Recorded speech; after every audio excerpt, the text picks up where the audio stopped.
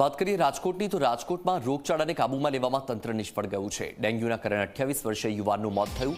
જય રેણપરા નામના યુવકનું સારવાર દરમિયાન મોત થયું છે। નદી કાંઠાના વિસ્તારોમાં મચ્છરજન્ય રોગચાળો વકર્યો છે। તો ડેન્ગ્યુના કારણે 28 વર્ષીય યુવાનનું મોત થયું છે। એક તરફ સતત મચ્છરજન્ય રોગોમાં વધારો થઈ રહ્યો છે, ત્યારે જય રેણપરા નામના યુવકનું સારવાર દરમિયાન મોત। રાજકોટ રોગચાળાને કાબૂમાં લેવામાં તંત્ર નિષ્ફળ ગયું છે।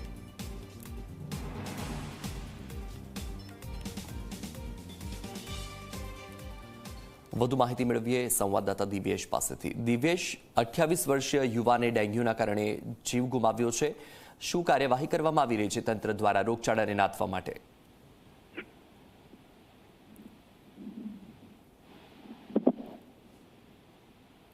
જી દિવ્યેશ।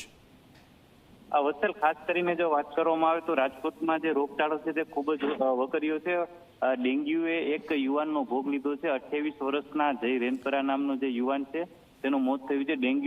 તેને ડેન્ગ્યુની અસર થતા તેને ખાનગી હોસ્પિટલમાં સારવાર માટે ખસેડવામાં આવ્યો હતો। સારવાર દરમિયાન જ તેનું મોત છે તે નીપજ્યું છે।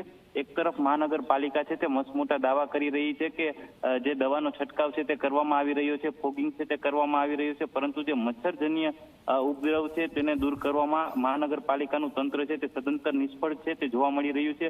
નદી કાંઠાના જે વિસ્તારો છે તેમાં મચ્છરોનો સૌથી વધારે ઉપદ્રવ હોવા છતાં મહાનગરપાલિકાનું તંત્ર છે તે ક્યાંક ને ક્યાંક ઘોર નિંદ્રામાં હોય તેવું લાગી રહ્યું છે। વત્સલ, બિલકુલ દિવ્યેશ, માહિતી બદલ આભાર।